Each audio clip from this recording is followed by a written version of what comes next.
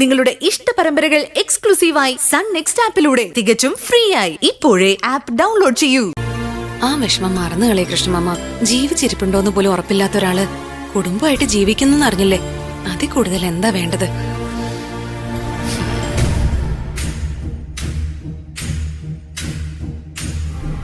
എന്തായാലും ആളുണ്ടല്ലോ. ഇനി ധൈര്യമായിട്ടിരിക്കും. എവിടെയായാലും നമുക്ക് കണ്ടുപിടിക്കാം. ഞാൻ കണ്ടുപിടിക്കും. എങ്ങനെ കണ്ടുപിടിക്കും? നീ മുരുകനെ കണ്ടിട്ട് പോലും ഇല്ലല്ലോ. അതിനാണോ ഇപ്പൊ പാട്?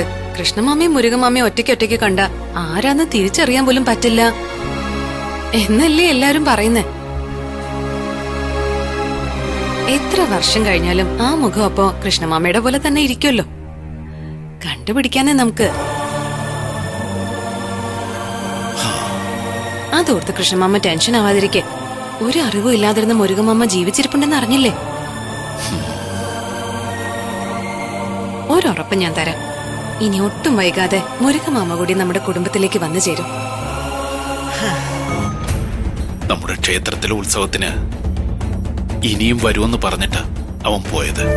അപ്പൊ ഒരു കാര്യം ഉറപ്പിച്ചോ, വരുന്ന ഉത്സവത്തിന് നമ്മുടെ കുടുംബത്തോടൊപ്പം മുരുകമാമ ഉണ്ടാവും. നീ ഇങ്ങനെയൊക്കെ പറയുന്നത് കേൾക്കുമ്പോ മനസ്സിന് ഒരാശ്വാസമൊക്കെ ഉണ്ട്. ശരി മോളെ, ഞാൻ നാളെ വിളിക്കാം.